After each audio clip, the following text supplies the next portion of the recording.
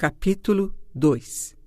Condições básicas para iniciar o caminho da elevação. Makoto. Para entender o significado.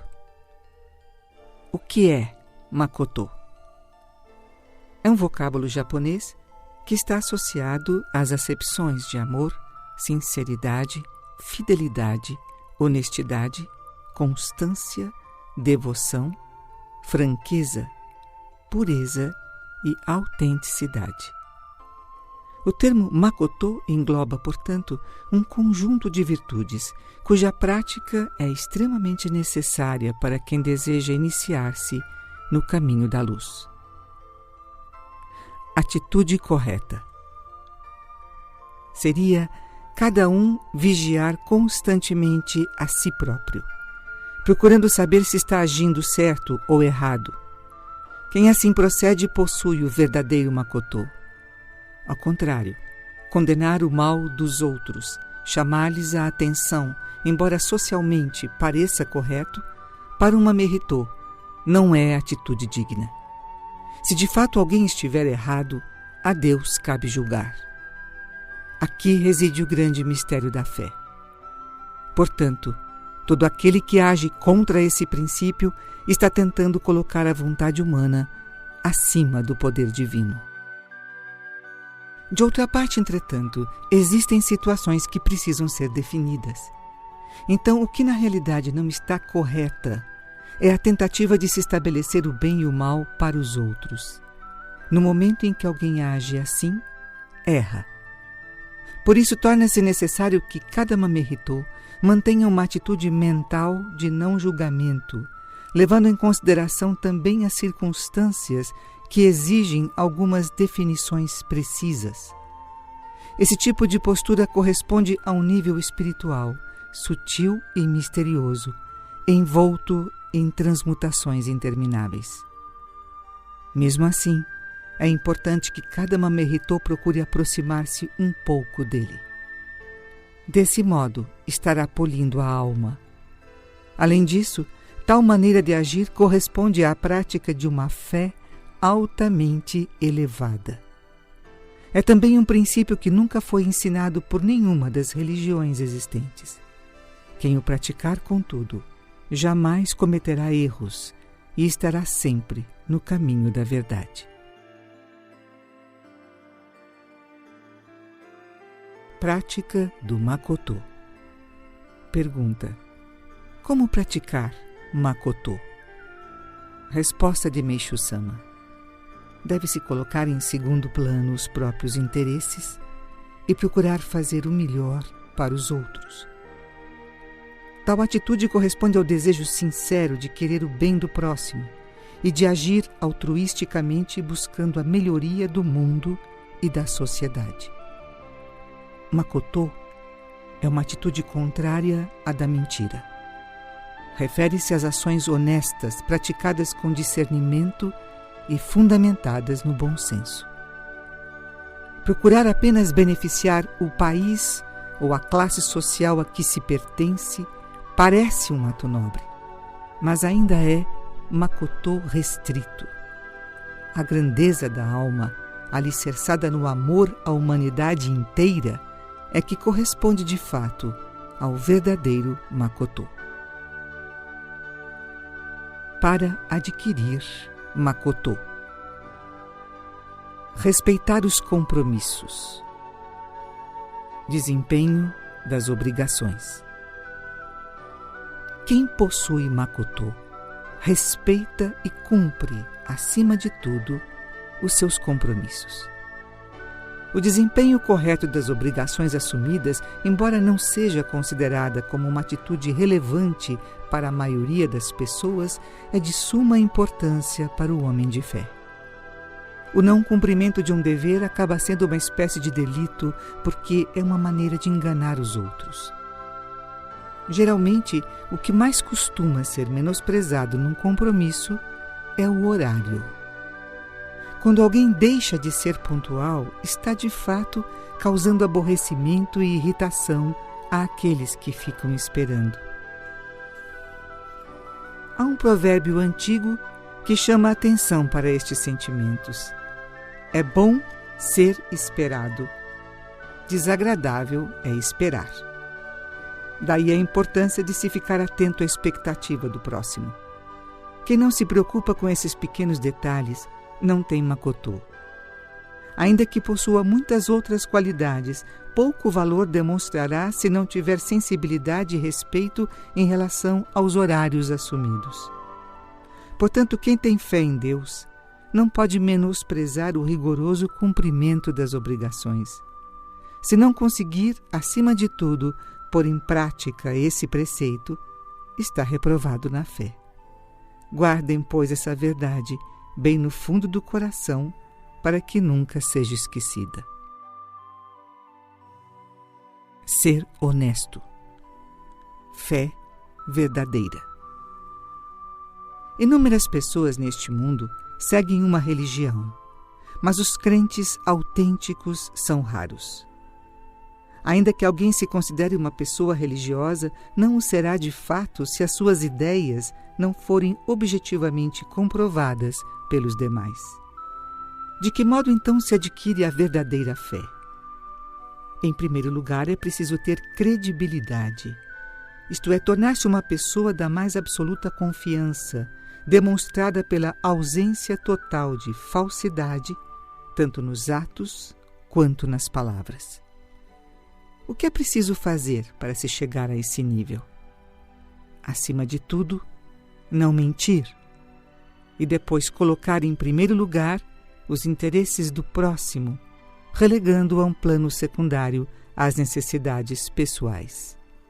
Agindo assim, isto é, visando ao bem do outro, todos vão perceber a lealdade de intenções, bem como constatarão a existência de um sentimento de amizade desinteressada naqueles que professam uma religião. Sentirão também uma agradável sensação de bem-estar todas as vezes que entrarem em contato com pessoas de verdadeira fé e desejarão compartilhar sua presença. Quando um religioso age dessa forma, torna-se uma pessoa benquista e respeitada por todos. Querer, portanto, a companhia de alguém que inspire confiança é uma atitude perfeitamente compreensível, pois até nós mesmos, se encontrássemos pessoas assim, gostaríamos de aprofundar relacionamento com elas, tornando-nos seus amigos inseparáveis. Quero acrescentar ainda que essa boa impressão não deve ser apenas momentânea. Como sempre digo, o homem precisa ser como o arroz. A princípio, parece sem gosto, mas à medida que vai sendo mastigado, o sabor se manifesta e aumenta gradativamente. É por isso também que constitui um dos pratos indispensáveis à alimentação diária de todos nós. Honestidade. No mundo atual, a maioria das pessoas faz questão de agir propositadamente ao contrário. Dizem mentiras que não tardam a ser descobertas. Procedem de maneira a perder a confiança dos semelhantes, pois quem mente uma vez, mesmo conservando outros valores, perde a credibilidade, que é realmente um grande tesouro. Eis a razão pela qual muitos não conseguem melhorar a sua sorte, apesar de trabalharem arduamente. De outra parte, aqueles que forem confiáveis jamais passarão dificuldades, porque todos, generosamente, lhes socorrerão nos momentos difíceis. Mentir é, portanto, uma grande tolice. Até agora me referi ao merecimento de crédito do ponto de vista material. O bem mais precioso, contudo, é conquistar a credibilidade de Deus. Para essas pessoas, tudo correrá maravilhosamente bem e a vida lhes será plena de êxito e de alegria. Amar ao próximo. Censuras. Às vezes alguém me pergunta se cabe ou não censurar. De fato, só o Criador tem autoridade para julgar os homens. Assim, se alguém condenar o próximo, estará querendo colocar-se na posição de Deus.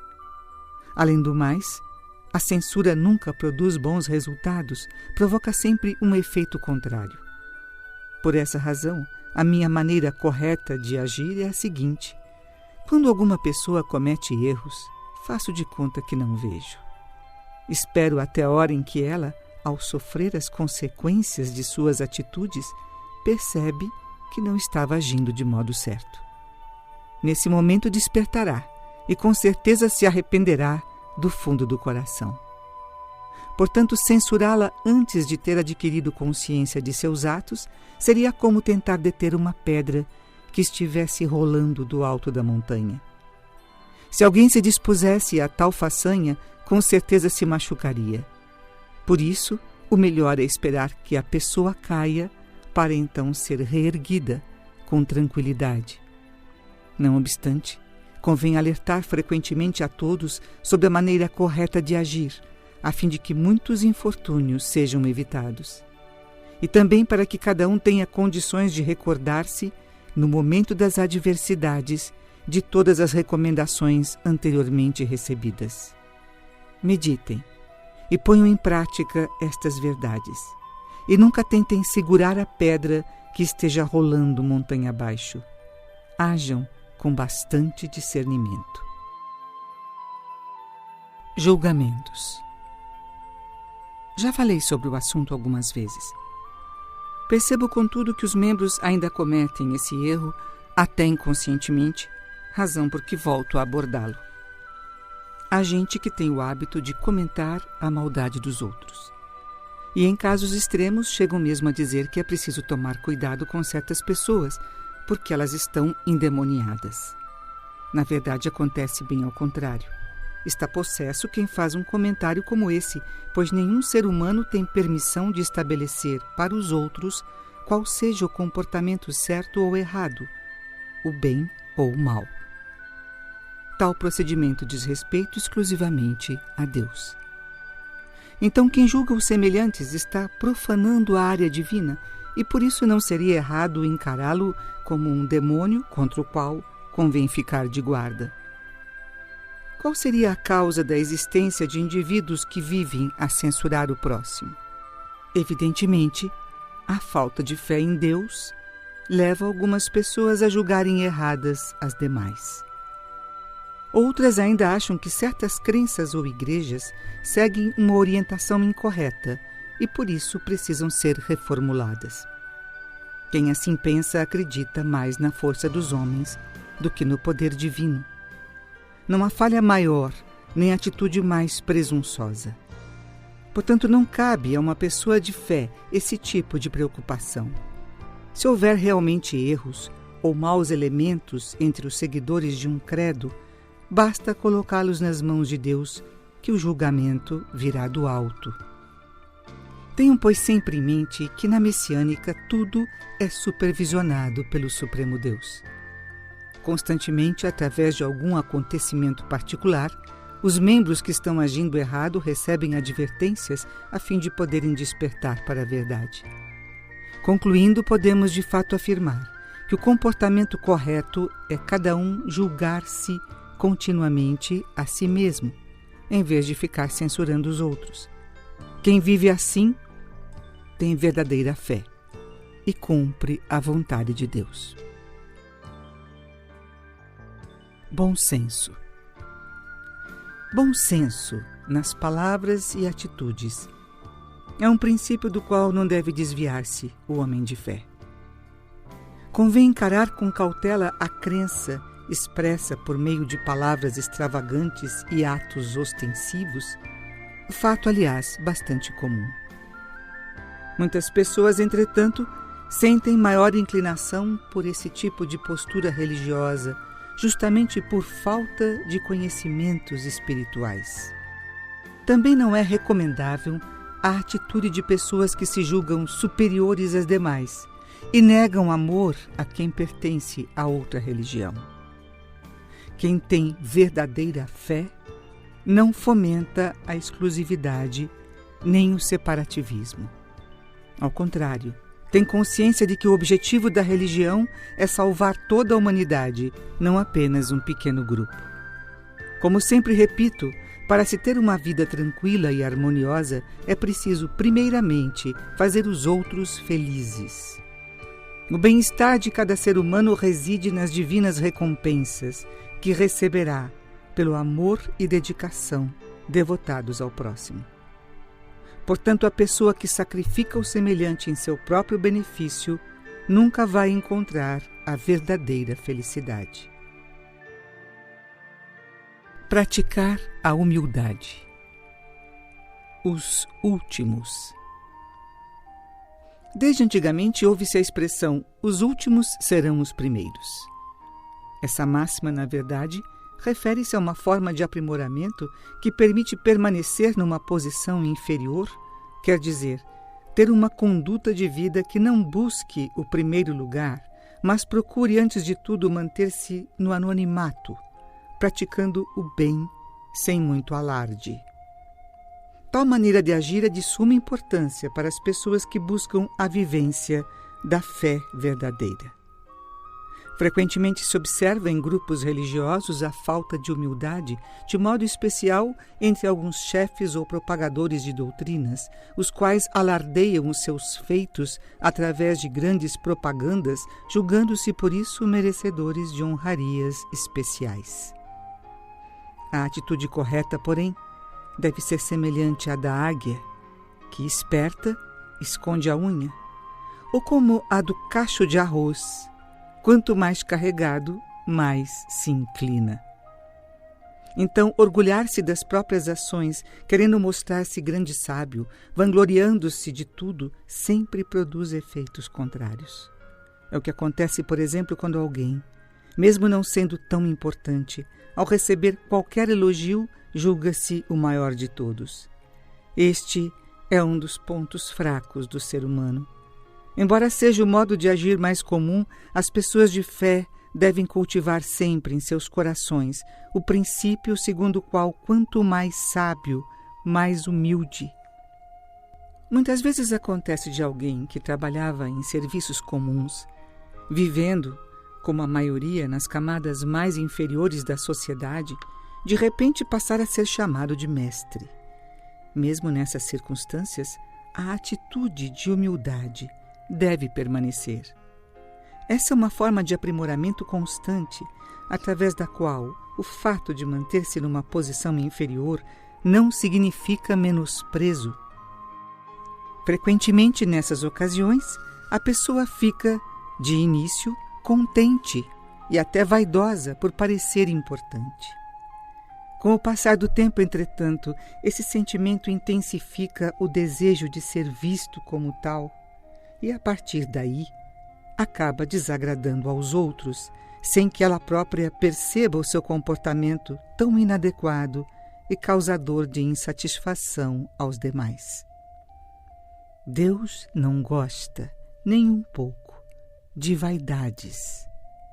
Preciosa é para ele a virtude da humildade, de modo especial quando praticada por aqueles que possuem certo nível cultural, demonstrando assim educação e respeito pelo semelhante.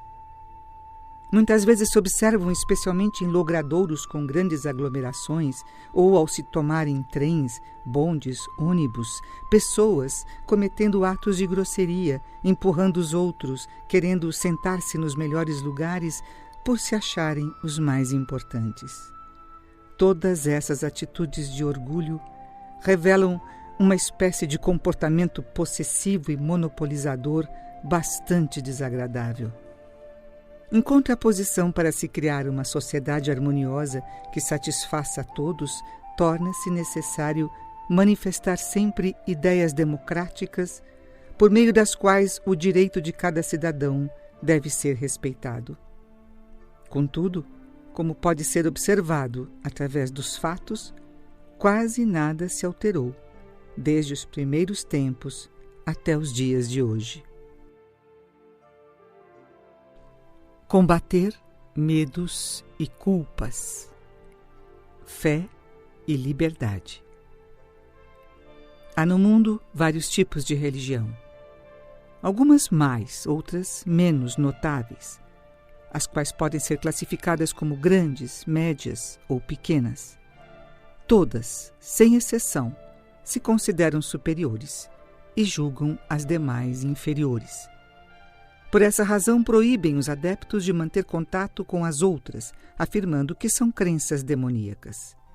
Além disso, temem o próprio Deus no qual acreditam e dizem que não há salvação para quem divide a sua fé entre dois credos. Algumas religiões são nesse aspecto extremamente rigorosas, a tal ponto de os seus pregadores ameaçarem com terríveis infortúnios, doenças graves, perda da própria vida ou até a morte de toda a família, caso algum de seus membros manifeste o desejo de converter-se a outra crença. Por incrível que pareça, essa espécie de fé, bastante comum nas veneráveis e antigas religiões, ainda hoje se manifesta até nas mais recentes doutrinas. Vemos assim que, em matéria de liberdade de pensamento, há muitos pontos para aprimorar, pois persistem resquícios de feudalismo não só no campo social e político, mas também no religioso. Por isso quero esclarecer a questão da liberdade da fé. Nenhuma instituição religiosa deve jamais cercear o livre arbítrio de seus membros com o objetivo de defender os próprios interesses. E ameaçá-los com castigos de ordem espiritual é um ato realmente imperdoável. Vou citar um exemplo para elucidar bem essa questão. Certa vez uma pessoa procurou-me dizendo que há muito tempo fazia parte de um núcleo religioso, mas apesar de uma devoção fervorosa, lutava constantemente com problemas de doença e a família não conseguia livrar-se da purificação da pobreza. Tais fatos a fizeram ir, aos poucos, perdendo a fé. Quando, porém, quis abandonar a crença que professava, o dirigente a ameaçou com predições terríveis. Por isso, incapaz de tomar uma decisão, viera consultar-me. Expliquei-lhe, sem receio, que a religião a qual pertencia não ensinava a verdade. Portanto, quanto mais cedo a deixasse, melhor seria. Infelizmente, há no mundo religiões que recorrem ao terror a fim de impedir a redução do número de seus seguidores. Na messiânica, contudo, há absoluta liberdade de ação e os adeptos podem tomar a decisão que desejarem. Ainda mais, sempre digo aos membros que procurem conhecer outras organizações religiosas. Se encontrarem alguma que julguem superior à messiânica, podem a ela converter-se sem medo de incidir em pecado. A vontade de Deus é exclusivamente que os homens se salvem e se tornem felizes. Respeito. As pessoas mais esclarecidas sempre comentam que a messiânica não critica outras religiões e por isso a veem com muita simpatia. Na verdade, ela abrange todos os demais credos. Então, tecer comentários pouco elogiosos a ele seria como se depreciasse a si mesmo. Estando, pois, cada uma das religiões existentes incluídas na messiânica, sempre e sem objeção alguma, sugiro que as estudem e as pesquisem tranquilamente. Nunca coloco obstáculos a nada. Essa minha postura nasce da plena convicção que deposito nos princípios que prego.